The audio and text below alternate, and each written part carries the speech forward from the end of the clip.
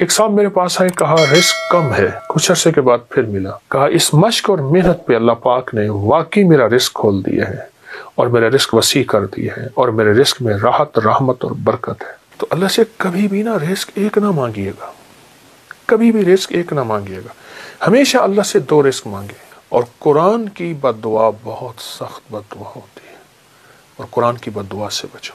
ہمیں دنیا کی کائنات کے خزانے مل گئے، رزق روحانی نہ ملا، ہم کنگلے ہیں، ہم یتیم ہیں، ہم مسکین ہیں، ہم مفلس ہیں، ہم در بدر ہیں، ہم فٹ پاتیے ہیں، ہمارے پاس کچھ نہیں ہے، اور ہمیں رزق روحانی مل گیا تو انشاءاللہ ہم کامیاب ہیں۔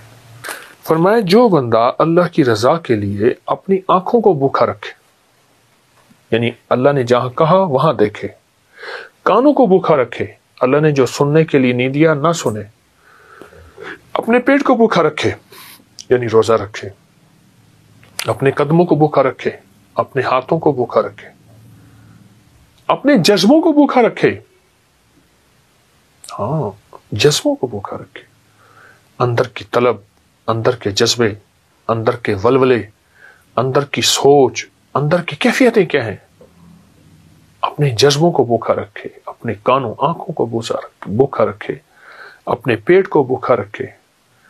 میں اللہ پاک خوش ہو کے کہتے ہیں میرے بندے، میں تیری نسلوں کو فقر سے بچاؤں گا، غربت سے بچاؤں گا، تنگ دستی سے بچاؤں گا۔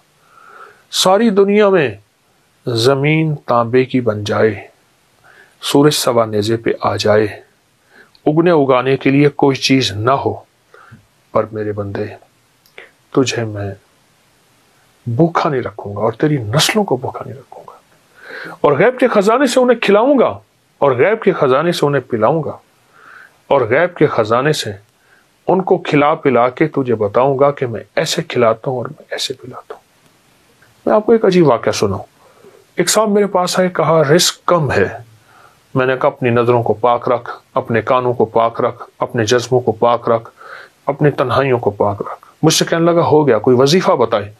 میں نے کہا یہ بہت بڑا وظیفہ ہے، اور اس میں مشق کرنی پڑتی ہے، اور اس میں محنت کرنی پڑتی ہے، اس میں بہت سارا کچھ جو ہے وہ نچھاور کرنا پڑتا ہے، اور بہت سی چیزیں چھوڑنی پڑتی ہیں اس ایک چیز کو حاصل کرنے کے لیے۔ چلا گیا، کچھ عرصے کے بعد پھر ملا، مجھ سے کہنے لگا بہت مشکل کام بتایا، میں تو اس کو آسان سمجھتا تھا، پر میں نے اس کی مشق کی ہے، اس پہ محنت کی ہے۔ تو میں نے اس پہ ملا کیا؟ کہا اس مشق اور محنت پہ اللہ پاک نے واقعی میرا رزق کھول دیا ہے اور میرا رزق وسیع کر دیا ہے اور میرے رزق میں راحت، رحمت اور برکت ہے۔ یہ کمال چیز ہے اور زبردست چیز ہے۔ اپنے جذبوں کو، اپنی تنہائیوں کو، اپنے وجدان کیفیات کو پاک کریں گے انشاءاللہ، نظروں کو صاف پاک کر کے اللہ سے رزق کی وسعت مانگیں گے اور رزق کی برکت مانگیں گے اور عافیت مانگیں گے، تو انشاءاللہ ہم دنیا میں بھی کامیاب ہوں گے اور آخرت میں بھی کامیاب ہوں گے۔ ہماری دنیا بھی کامیاب ہوگی، ہماری آخرت بھی کامیاب ہوگی، اور ایسی کامیابی ہوگی جس کو کوئی دنیا کی طاقت ناکام نہیں کر سکتی، جس کو اللہ کامیاب کرنا چاہے۔ اللہ سے 2 رزق مانگنے ہیں، اے اللہ رزق روحانی بھی عطا فرما، رزق جسمانی بھی عطا فرما۔ لیکن مجھے دسترخوان مولا وسیع چاہیے، آقا وسیع چاہیے، کریم وسیع چاہیے۔ رزق روحانی کیا ہے؟ رزق جسمانی تو وافر مقدار میں ہمیں مل چکا ہے، رزق روحانی کیا ہے؟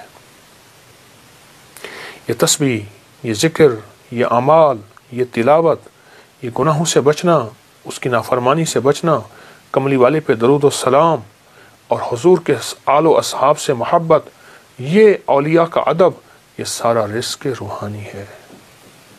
اللہ سے دونوں رزق مانگنے ہیں، رزق جسمانی بھی اور رزق روحانی بھی، اللہ سے دونوں مانگنے ہیں۔ دونوں رزق اللہ کے خزانوں سے لینے ہیں ہم نے، اور اللہ کے خزانوں سے دونوں رزق انشاءاللہ ملیں گے۔ عمر رضی اللہ تعالی عنہ کا ایک فرمان بتاؤں۔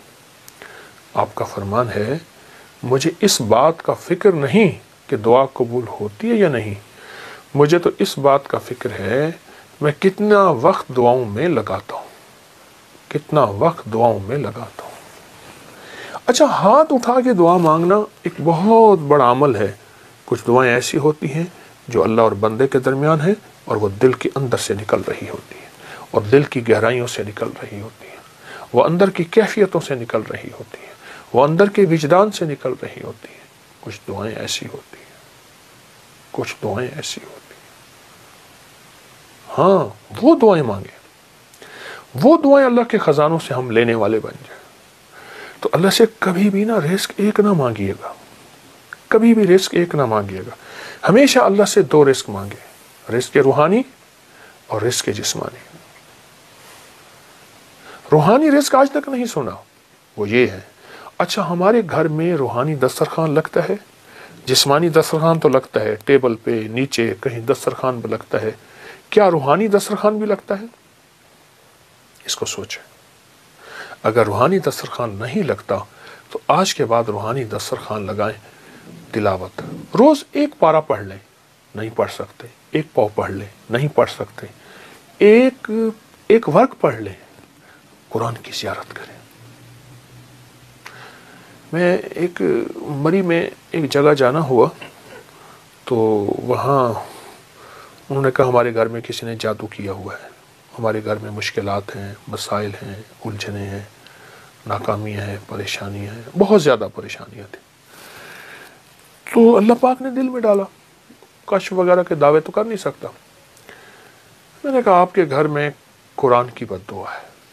اور پھر میں نے انہیں ایک واقعہ سنایا۔ ایک بہت بڑے درویش تھے، وہ ہر سال ایک جگہ جاتے تھے، چند دن وہاں گزارتے، لوگوں کو اللہ اللہ سکھاتے۔ تو انہوں نے کہا حضرت ہمارے ہاں قریب ایک گاؤں ہے، بستی ہے، ان کے لوگ بہت پریشان ہیں، آپ وہاں بھی تشریف لے جائیں۔ وہاں گئے تو واقعی پریشان تھے لوگ، گھروں میں بیماریاں، جھگڑے، طلاقیں، تکلیفیں، مشکلات، بندشیں، مسائل رزق کے، گھر کے، اولاد کے، بہت پریشان۔ حضرت نے وہاں سے غور سے وہاں پہنچے تو غور سے سارے نظام پہ توجہ فرمائی، دیکھا۔ تو آپ نے فرمایا تمہارے گھروں میں قرآن کی سسکیاں سن رہا ہوں اور قرآن کی بد دعائیں سن رہا ہوں، اور قرآن کی بد دعا بہت سخت بد دعا ہوتی ہے، اور قرآن کی بد دعا سے بچو۔ حیران ہو گئے کہ قرآن بد دعا دیتا ہے؟ فرمایا قرآن کی سسکیاں بھی ہوتی ہیں، قرآن کی بد دعائیں بھی ہوتی ہیں، اس سے بچو۔ ان پڑھ ہو، نہیں پڑھ سکتے، قرآن پاک اٹھاؤ، چومو اور باوضو، اور اس کی ہر سطر پہ پہلا کلمہ پڑھتے جاؤ، ہر سطر پہ پہلا کلمہ پڑھتے جاؤ۔ اور اگر پڑھے ہوئے ہو، ایک پارہ پڑھ لو، آدھا پارہ پڑھ لو، ایک پاؤ پڑھ لو، تھوڑا پڑھ لو، زیادہ پڑھ لو۔ میری درخواست یہ ہے اللہ سے رزق روحانی منوائیں، اللہ میری نسلوں کے لیے رزق روحانی عطا فرما۔ ہمیں دنیا کی کائنات کے خزانے مل گئے، رزق روحانی نہ ملا، ہم کنگلے ہیں، ہم یتیم ہیں، ہم مسکین ہیں، ہم مفلس ہیں، ہم در بدر ہیں، ہم فٹ پاتیے ہیں، ہمارے پاس کچھ نہیں ہے، اور ہمیں رزق روحانی مل گیا تو انشاءاللہ ہم کامیاب ہیں۔